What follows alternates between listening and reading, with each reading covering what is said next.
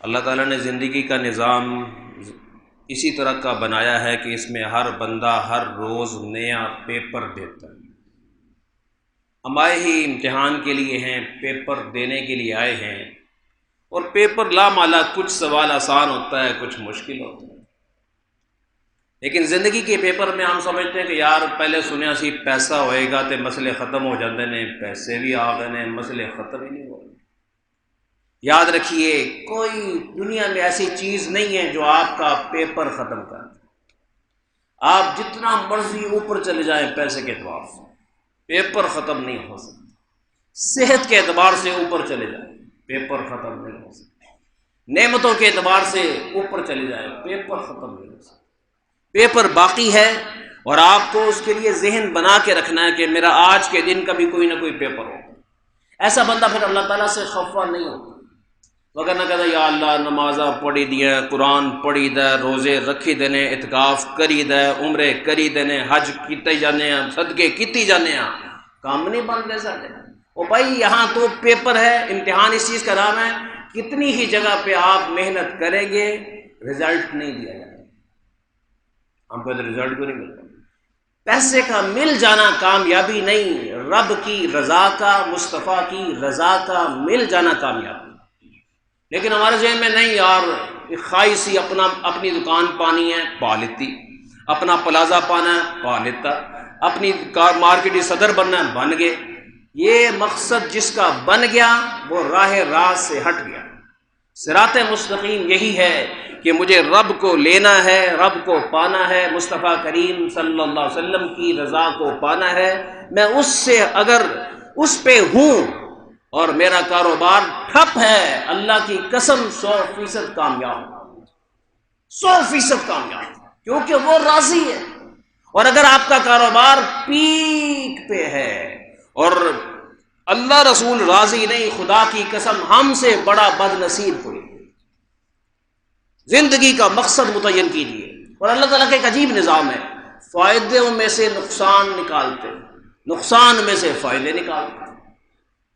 حضرت موسیٰ علیہ السلام کے ہاتھ میں عصا، وَمَا تِلْكَ بِيَمِينِكَ يَا مُوسَىٰ، موسیٰ یہ تو بتا ہاتھ میں کیا پکڑا ہوا ہے، حالانکہ اللہ کو پتہ ہے۔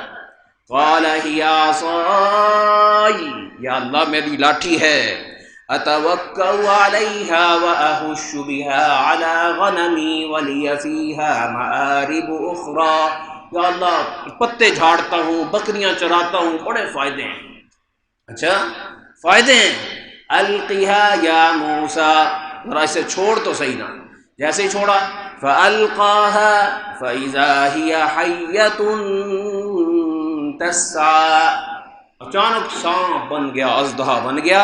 موسیٰ علیہ السلام نے دیکھا ہی نہیں اور چلے گئے وہاں سے، تیزی کے ساتھ جا رہے۔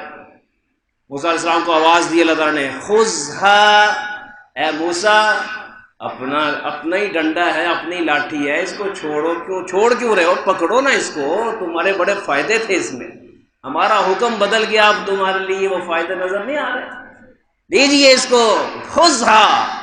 ہاں جب ہم کہیں گے تو اب نقصان والی چیز بھی نقصان نہیں دے سکے گی۔ اب سن، وَلَا تَخَفْ، ڈرنے کی ضرورت نہیں ہے۔